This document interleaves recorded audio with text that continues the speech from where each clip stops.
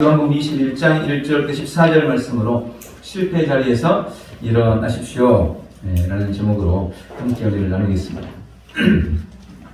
어느 대학교의 직업상담소에 실패자가 되는 10가지 지름길이라는 글이 있답니다. 제가 소개를 해드리겠습니다.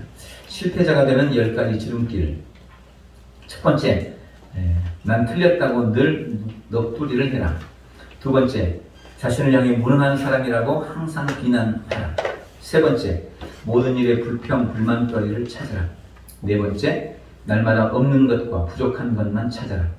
다섯 번째, 자신이나 다른 사람의 단점을 부지런히 살펴라. 여섯 번째, 조금만 어렵거나 힘들면 빨리 포기해라. 일곱 번째, 안 되는 일이 있으면 더 이상 하려고 하지 마라. 여덟 번째, 쉽게 포기하고 적당히 변명하라. 아홉 번째, 표정은 항상 용기 없고 낙심된 모습을 보이라. 마지막 10번째, 한번 실패하면 이제는 끝장이라고 믿어라. 그러면 당신은 반드시 실패자가 될 것이다. 이런 글이 있다고 합니다. 실패자가 되라고 하는 것이 아니고 절대 실패하지 말라고, 반드시 성공자가 되라고 말하는 역설적 표현일 것입니다. 실패의 삶을 바라고 원하는 사람은 이 세상에 단언컨대 한 명도 없을 것입니다. 다 성공하기를 바랍니다. 그러나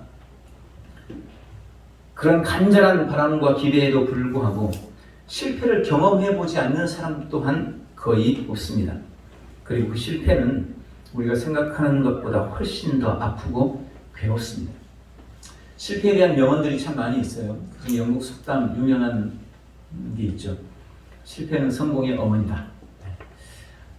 내가 아는 다른 사람이 실패했을 때 우리는 쉽게 그런 말을 할 수 있습니다.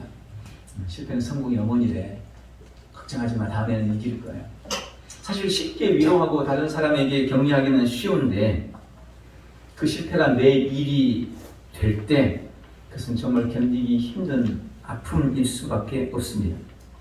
그러나 역전승의 기쁨이 큰 것처럼 쓰리쓴 인생의 실패를 경험하고 혹은 그 실패를 딛고 일어선 승리야말로 진정으로 가치 있고 더 큰 기쁨을 우리에게 준다는 것도 우리는 너무나 잘 알고 있습니다. 오늘 함께 읽은 본문의 말씀에는 인생의 실패를 경험한 사람들과 그들을 찾아오신 예수님께 대한 이야기가 기록되고 있습니다. 오늘 이 말씀을 통해서 우리 주님이 우리에게 주시는 약속이 무엇인지 깨닫고 그 약속의 말씀을 붙들고 꼭 실패의 자리에 있다 할지라도 역전승의 승리를 이루어 나가리라 결단하는 복되고 귀한 시간 되시기를 예수님의 이름으로 축원합니다. 오늘 본문 요한복음 21장의 말씀을 통해서 주님은 우리에게 실패의 자리에서 다시 일으켜 주시겠다고 약속하고 계십니다. 오늘 본문은 예수님이 부활하신 이후에 있었던 한 가지 사건을 기록하고 있습니다. 근데 이 말씀을 읽어보면 사실은 좀 이해가 안 되는 부분이 있어요. 저도 이 본문을 읽으면서 이해가 잘 안 됩니다. 그리고 그것이 오늘 이 말씀을 준비한 이유가 되기도 했습니다. 여러분, 예수님이 십자가에서 돌아가셨습니다. 그러자 그를 따르던 사람들이 다 흩어지고 말았습니다. 예수님의 제자들이라고 예외가 못 됐습니다. 그들 역시 예수님을 배신하고 도망쳐서 꼭꼭 숨어 버렸습니다. 그런데 예수님이 돌아가신 후 3일 만에 다시 부활을 하십니다. 다시 살아나셨습니다. 그리고 예수님이 제자들을 찾아와서 그들을 만나 주셨습니다. 오늘 본문 14절에 보면 그런 말씀이 있어요. 오늘 이 사건을 이야기하면서 요한이 이렇게 밝힙니다. 이것은 예수께서 죽은 자 가운데서 살아나신 후에 세 번째로 제자들에게 나타나신 것이라. 그러니까 이 말씀은 무슨 말이냐면 이미 두 번 예수님이 제자들에게 나타나셨다는 거예요. 그러니까 이미 제자들은 부활하신 예수님을 두 번이나 이미 만났습니다. 이미. 그리고 지금 세 번째 예수님이 그들에게 찾아가셨던 것입니다.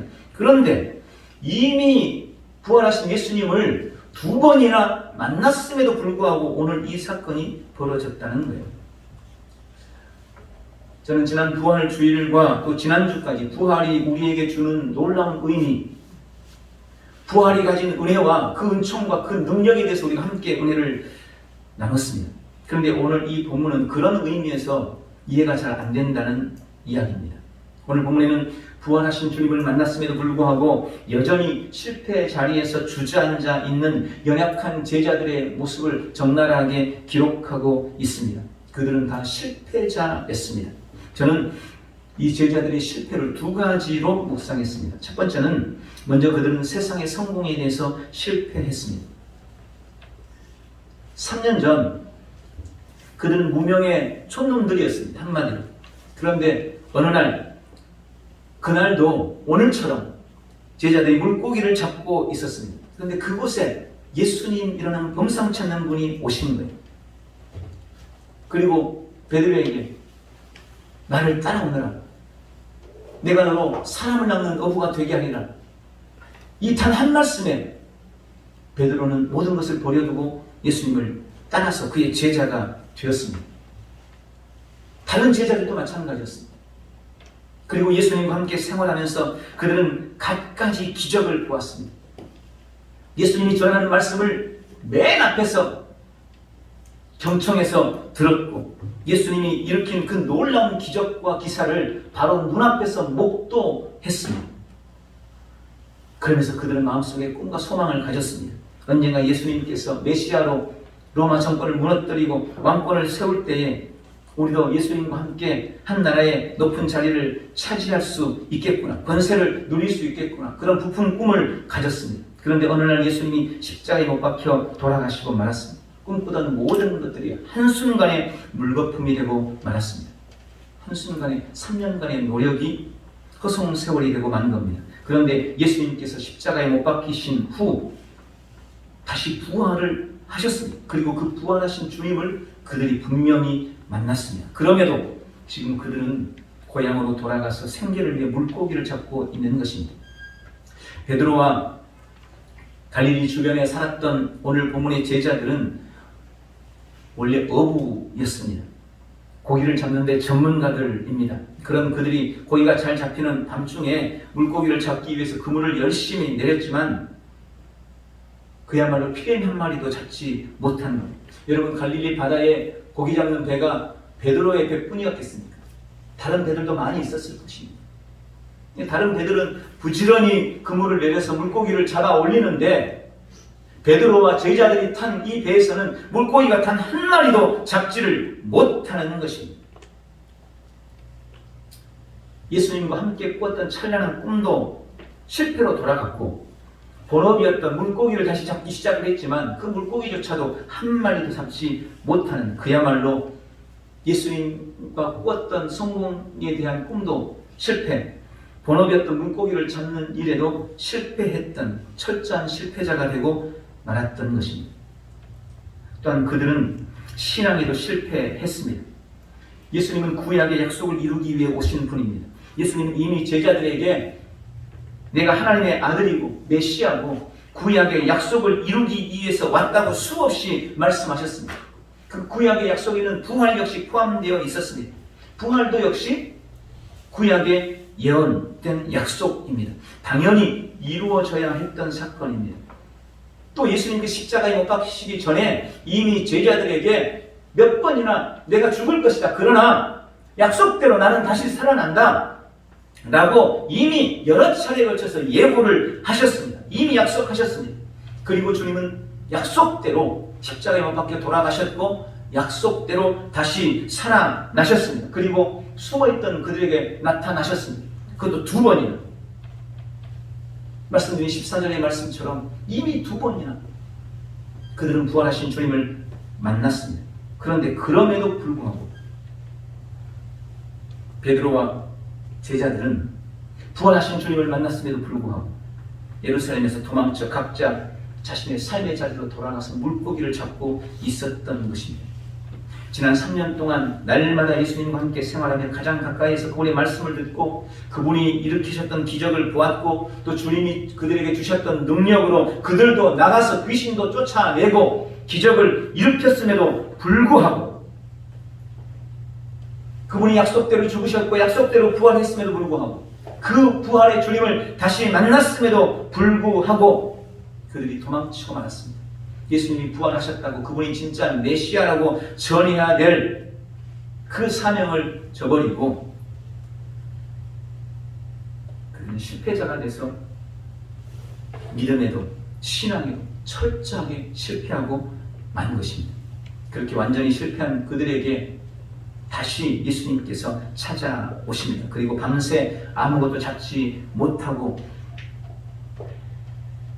빈 그물로 돌아오는 그들에게 주님이 말씀하십니다. 배 오른편에 그물을 던지라.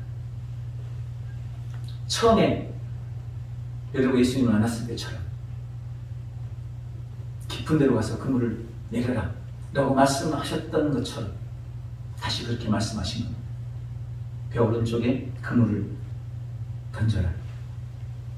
베드로가 그 말씀에 순종합니다. 어떤 일이 벌어졌습니까? 밤새도록 한 마리도 안 잡히던 물고기가 예수님의 말씀에 순종해서 오른쪽에 그물을 던지자 들어올릴 수 없을 만큼 물고기가 잡혔다고 기록하고 있습니다. 그리고 그 이후의 말씀에 보면 겨우겨우 끌고 나와서 그 그물에 잡힌 물고기를 세보니 153마리였다는 것입니다.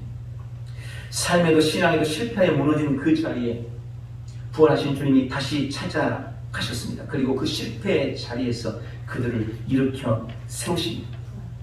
주님은 오늘 이 말씀을 통해서 지금도 실패해서 무너진 우리를 주님이 찾아오신다고, 다시 우리를 일으켜 세울 것이라고 약속하고 계시는 것입니다. 혹 오늘 인생의 문제로 혹은 신앙의 문제로 실패하고 있습니까? 오늘 그 실패의 자리로 우리 주님이 찾아오십니다. 그리고 우리를 다시 일으켜 세우실 것입니다. 이 약속을 붙들고 기억하고 모든 실패의 자리에서 다시 일어나는 복되고 귀한 성도들이 다 되시기를 예수님의 이름으로 축원합니다. 그러므로 실패로 인한 낙심과 두려움을 떨쳐버리십시오. 앞에서 제가 이해할 수 없는 부분이 있다고 말씀드렸습니다. 여러분, 예수님이 십자가에 못 박혀서 돌아가셨을 때야 제자들의 모습이 이해가 되죠. 그들은 자신들도 죽을까봐 군인들을 피해서 꼭꼭 숨어버렸습니다. 문을 꼭꼭 걸어 잠그고 두려워서 떨고 있었습니다. 그건 어쩌면 당연하고 자연스러운 모습이라고 생각이 됩니다. 그러나 예수님이 부활하셨어요. 다시 살아나셨습니다. 그리고 그들은 이미 예수님을 만났습니다. 부활하신 주님을 이미 만났어요. 그런데 부활하신 주님을 만났음에도 불구하고 오늘 베드로가 야, 나는 물고기나 잡으러 가야겠다 이러고 고향으로 돌아가고 갈릴리로 간 겁니다. 그러니까 다른 제자들도 기다렸다는 듯이 우리도 같이 갈래? 이러고 다 베드로를 따라서 본업인 물고기 잡는 업으로 되돌아가고 말았다는 것. 여러분, 이게 이해가 잘 안 되는 거죠. 여러분은 어떻습니까? 주님이 다시 사셨어요. 병든 자를 고치시고 물고기 2마리, 보리떡 5개, 5,000명을 먹이고도 12광주리를 남기셨던 그분, 무리를 걸으시기도 하고 바다를 명해서 잔잔케 하고 바람을 잠잠케 하셨던 그분, 심지어 죽음까지 살리셨던 그분이 다시 살아나신 겁니다. 그리고 그들이 그분을 만났어요. 그런데 그럼에도 불구하고 그들이 주님이 명령하신 명령을 지키지 않고 고향으로 돌아갔어요. 상식적으로 이해가 안 되는 겁니다. 이제 부활하신 주님을 만났으니 예전처럼 다시 주님을 따라야죠. 다시 주님의 명령을 순종하고 사람들을 모아야죠. 부활로 인해서 그분이 하나님의 아들이신 것이 더 확실해졌는데, 부활로 인해서 그분이 하나님이신 것이 더 분명해졌는데, 그분이 진짜 하나님이라는 것이 더 확실해졌는데 왜 그들이 떠났냐 이 말입니다. 왜 그들이 고향으로 다시 돌아가서 물고기나 잡고 있었느냐 이 말입니다. 저는 그들이 부활의 주님을 만났음에도 불구하고 여전히 물고기나 잡고 있었던 이유를 그렇게 묵상했습니다. 그것은 바로 실패가 준 낙심과 두려움 때문이었다는 것입니다. 실패가 준 낙심과 두려움 때문에 그들은 예수님이 부활했지만 그 주님을 따를 수가 없었던 것입니다.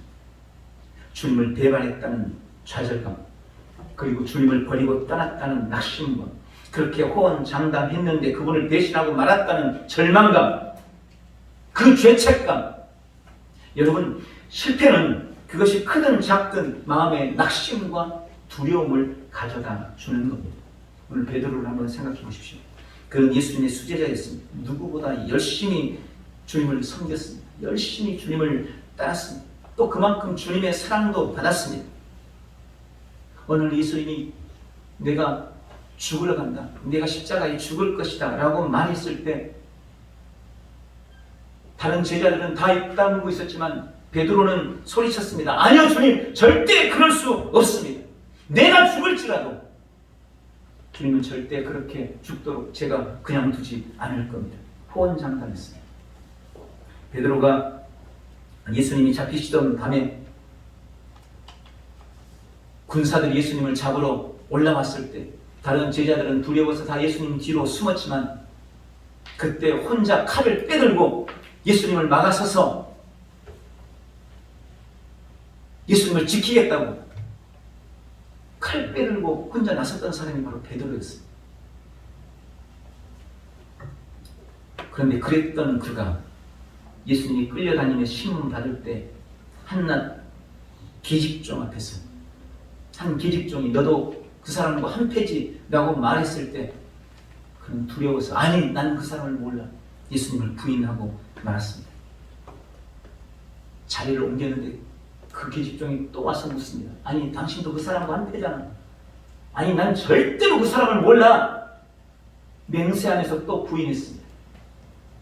또 자리를 옮겨서 피했는데 그 계집종이 또 와서 묻습니다. 아니 내가 보니 당신도 그 사람과 한 패야. 그때 베드로가 예수님을 저주하면서 맹세하면서 예수님을 모른다고 부인했습니다. 저주까지 했어요. 자기가 주님이라고 따르고 섬기던 그분을 저주하면서 모른다고 맹세하며 부인했습니다. 그때 닭이 울었습니다. 예수님이 그 전날 밤 네가 닭 울기 전에 3번 나를 부인할 것이다 라고 말씀하시던 말씀이 생각났습니다. 고통당하고 있는 예수님을 바라보는데 도저히 그분을 볼 수가 없습니다. 눈물을 흘리며 그 자리를 피해 도망쳤습니다. 그렇게 호언장담했는데 다 버려도 자신만큼은 끝까지 주님을 따르고 주님과 함께 죽을 수 있을 줄 알았는데 여러분 베드로가 거짓말했던 게 아니에요. 자신은 정말 그럴 줄 알았어요. 자기는 끝까지 주님을 지킬 수 있을 줄 알았어요. 내 생명을 걸고 주님을 섬길 수 있을 줄 알았어요. 그분 뒤를 따를 수 있을 줄 알았어요. 그렇게 스스로 생각했어요. 그런데 한낱 계집종 앞에서 주님을 모른다고 부인했던 자신의 모습을 바라보니 얼마나 한심하고 기가 막힙니다. 그런 자신의 나약함과 연약함과 그런 자신 속에 있는 이 주님께 대한 배신감을 도저히 용서할 수가 없었던 겁니다. 도저히 자기 자신을 용납할 수가 없었던 것입니다. 자신에 대해서 분노했고 낙담과 절망이 자신에게 몰려왔습니다.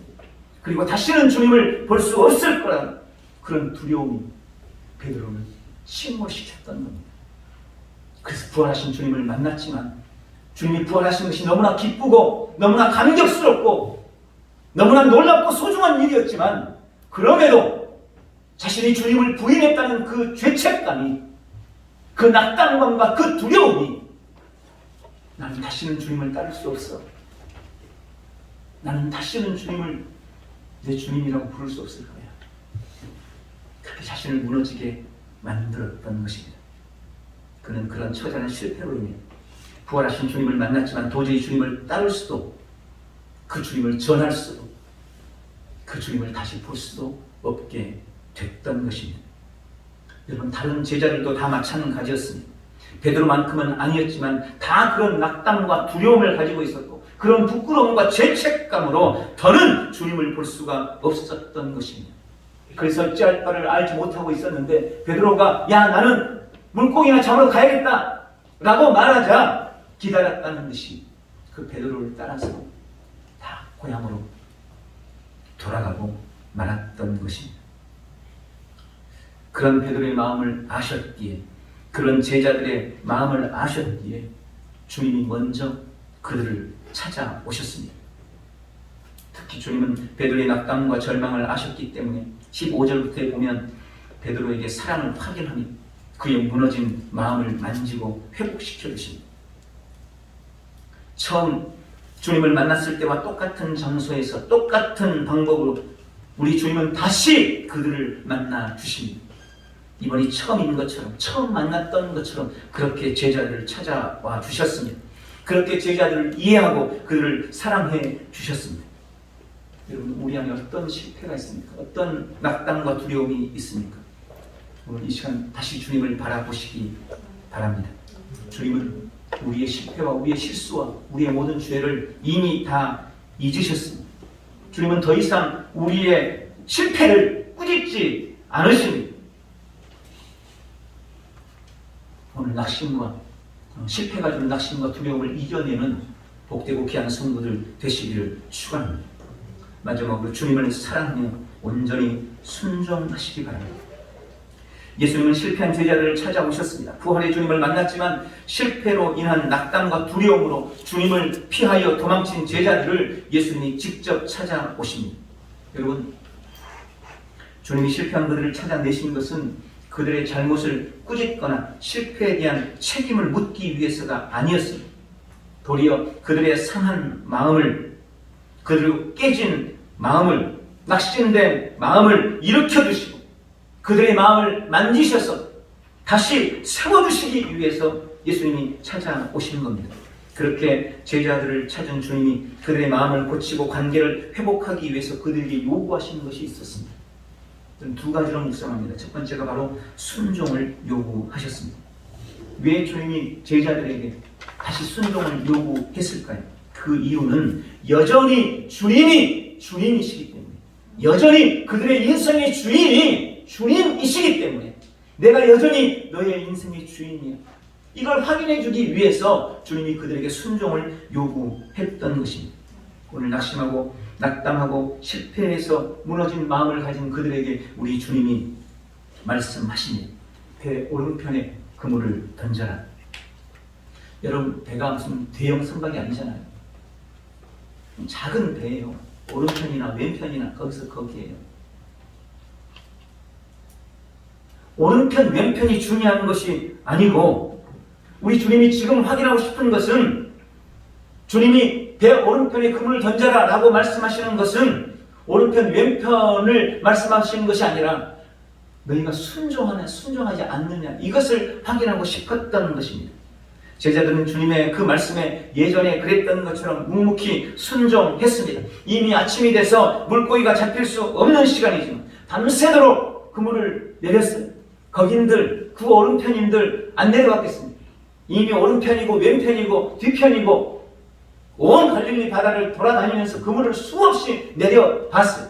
그래도 잡지 못했지만 예전에 그랬던 것처럼 주님의 그 말씀에 그저 순종해서 배 오른편에 그물을 던졌습니다. 그랬더니 들어 올릴 수 없을 만큼 물고기가 잡혔습니다. 나의 현재 상황이 어떠하다 할지라도 여전히 주님이 내 인생의 주인이요, 그분이 나의 주님이라고 고백하는 것, 그래서 그 주님 앞에 순종하는 것, 그것을 주님은 오늘 우리에게 요구하고 계십니다.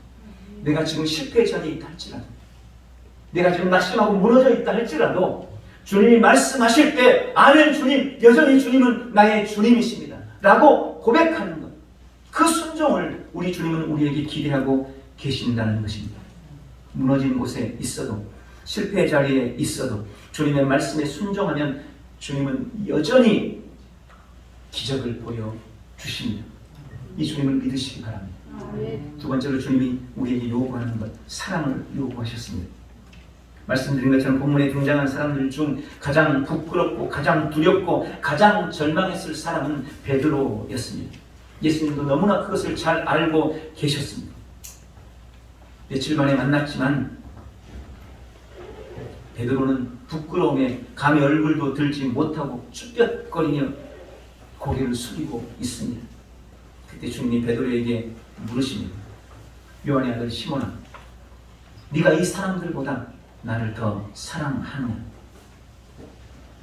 베드로의 마음속 깊은 곳에 자리 잡은 자기 자신에 대한 절망과 분노, 그 부끄러움과 민망함을 예수님은 네가 나를 사랑하느냐는 질문으로, 그리고 내가 주님 사랑하는지 주께서 아십니다 라는 그의 사랑의 고백으로 마음속의 모든 죄책감을 씻어내셨습니다. 3번이나 부인했던 그의 실수와 실패를 우리 주님은 3번의 질문과 고백을 통해서 상쇄시켜 주시고 그의 마음속의 죄책감을 덜어내 주시는 것입니다. 아픈 그의 마음을 만져주시고 다시 그에게 사명을 허락하십니다. 여러분, 주님은 우리의 마음을 너무나 잘 알고 계십니다. 그리고 너무나 세밀하게 우리를 만지시고 우리를 회복시켜 주시는 분이십니다. 주님은 지금 우리에게도 말씀하십니다. 괜찮아, 그럴 수 있어. 네 마음을 내가 너무나 잘 알아. 걱정하지 마. 너 여전히 나를 사랑하잖아. 그 사랑이면 돼. 네가 실패했어도, 네가 실수했어도 나는 여전히 너를 사랑하고 있어. 여러분, 주님은 오늘 우리에게 그렇게 말씀하고 계십니다. 그럼에도 불구하고, 실패했음에도 불구하고 여전히 우리를 사랑하시는 주님께서 우리에게 요구하는 단 하나, 그것이 바로 주님을 향한 사랑입니다. 주님이 늘 우리에게 확인하고 싶어하는 것, 주님을 향한 우리의 사랑의 마음. 여러분, 주님을 사랑하는 우리 모두가 되시기 바랍니다. 언젠가도 한번 드렸던 간증 같아요. 오혜령 작가에 대한 이야기입니다.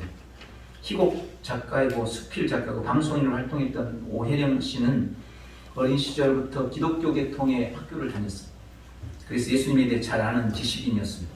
그러나 그는 커가면서 신앙생활은 인생의 실패자들이나 하는 것이다 라고 판단하고 교회를 떠나고 말았습니다. 자기 스스로 그물을 어디에서든지 던지기만 하면 언제든지 성공할 수 있다고 그녀는 생각했습니다. 그러나 30대의 젊은 나이에 그녀는 위암과 임파선 암 진단을 받고 3개월 시한부 판정을 받는 그런 인생이 되고 말았습니다. 죽음을 기다리며 매일 달력의 숫자에 빨간 색연필로 빗금을 쳐가면서 죽을 날만 기다리고 있던 어느 날, 어느 팬이 선물을 보냈습니다. 희망을 버리지 말라는 메모와 함께 백합 50송이를 보내왔습니다. 그녀는 그걸 보고 백합을 책상 위에 깔아놓고 그 위에 엎드렸습니다. 한동안 그렇게 엎드려 있었는데 갑자기 정신이 몽롱해지면서 자기 자신을 누군가가 목덜미를 낚아채서 땅바닥에 내팽개치는 그런 느낌을 받게 됩니다. 그리고 실제로 그녀가 엎드려 있다가 땅바닥에 내동댕이 쳐졌습니다. 그녀는 직감적으로 지금 예수님께서 자신을 찾아왔다는 것을 느꼈다고 합니다. 그리고 그녀는 반사적으로 그렇게 물었습니다. 당신은 대체 누구십니까? 왜 이 죽음의 한복판까지 나를 따라오신 겁니까? 라고 소리쳤습니다. 그리고 그날 그는 예수님을 만나게 됐습니다. 그리고 자신이 주님을 외면하고 떠났던 그 시간들에 대해서 주 앞에 처절하게 회개하기 시작했습니다. 화선지에 붓글씨로 자신의 지난 죄들을 적기 시작했습니다. 생각나는 죄들을 끊임없이 적어가면서 울고 또 울었습니다. 그렇게 6개월이 지났습니다. 어느 날 혼자 기도하고 찬송을 부르고 있는데 갑자기 온 몸에 오한이 덮쳐왔습니다. 그녀는 순간적으로 그렇게 생각했습니다. 아, 이제 진짜 죽는구나. 몸이 추워서 이불을 뒤집어 쓰려고 하는데 갑자기 이상한 생각이 들었습니다. 그래서 겨드랑이를 만져봤습니다. 늘 잡히던 혹이 잡히지 않았습니다. 배를 만져봤습니다. 부풀어 올랐던 복수가 어느 순간 꺼져 있었습니다. 그렇게 그녀는 완전히 치유받았고 그 이후에 모든 방송 생활을 접고 경기도 화성에서 노인들을 섬기는 평화의 집을 지어서 그곳에 남편과 함께 운영하면서 신학을 공부하고 전도사가 됐습니다. 그리고 하루에 9시간씩 하나님 앞에 기도하면서 자신의 삶을 하나님 앞에 드리는 헌신자가 되었습니다. 그녀가 쓴 당신 없는 인생은 빈 그물 이온이라는 책의 한 부분을 제가 들려드리고 오늘 말씀을 맺도록 하겠습니다. 당신 없는 생의 호수에 그물을 던지고 물고기가 잡히기를 바랐던 지난 나날들은 나에게 죽은 시간이었습니다. 오 주님, 이제 당신께서 그물을 채워 주옵소서. 그러면 제가 비로소 살 것입니다. 인생의 가장자리에 서 계신 부활의 주님, 당신 없이 한평생 수고해 보아야 우리 인생은 언제나 빈 그물뿐입니다. 비록 저희 인생의 가장자리에 서 계신 당신을 지금 당장 알아차리지 못한다 하더라도 나의 계획을 과감하게 포기하고 당신께 대한 신뢰 속에서 새로 시작하려는 각오가 설 때 저의 행위의 방향과 성취가 부여됩니다. 당신은 가장자리에 서 계시지만 늘 저희에게 그물을 이렇게 혹은 저렇게 던지라고 말씀하고 계시기 때문입니다. 날마다 호숫가에서 저희를 기다리시는 주님을 바라보게 하옵소서. 말씀을 맺습니다. 오늘 우리 인생의 실패의 자리에 찾아오시는 부활하신 주님을 우리도 다시 만나시기를 바랍니다. 실패로 인한 낙담과 두려움을 떨쳐버리고 더욱 주님 사랑하기로, 더욱 순종하기로 결단하시기 바랍니다. 그래서 우리의 온 삶의 실패를 딛고 일어나서 승리의 영광을, 부활의 능력을 날마다 우리의 삶에 누려나가는 복되고 귀한 성도들 다 되시기를 예수님의 이름으로 축원합니다. 기도하겠습니다. 전능하신 주님, 실패로 인한 낙담과 낙심 속에 무너져 내린 베드로를 찾아오시고 제자들을 찾아오셔서 무너진 그들의 마음을 일으켜 세우시고 실패의 자리에서, 낙담과 낙심의 자리에서, 두려움의 자리에서 회복하셔서 인생의 승리자로, 신앙의 승리자로 쓰시고 사용하신 주님을 찬양하며 경배합니다. 주님 없이 던진 우리 인생의 그물은 언제나 빈 그물일 수밖에 없다는 것을 다시 한번 깊이 깨닫고 우리 주님이 말씀하신 대로 또 주님을 사랑함으로 우리 인생의 그물을 던져 주 앞에 승리하는 우리 온 성도들 다 될 수 있도록 도우시고 축복해 주시옵소서. 오늘도 주님을 사랑하리라, 주님 앞에 순종하리라 결단하는 우리의 모든 결단과 결심에 성령 하나님 인을 쳐 주시옵소서. 예수님의 이름으로 기도하옵나이다. 아멘.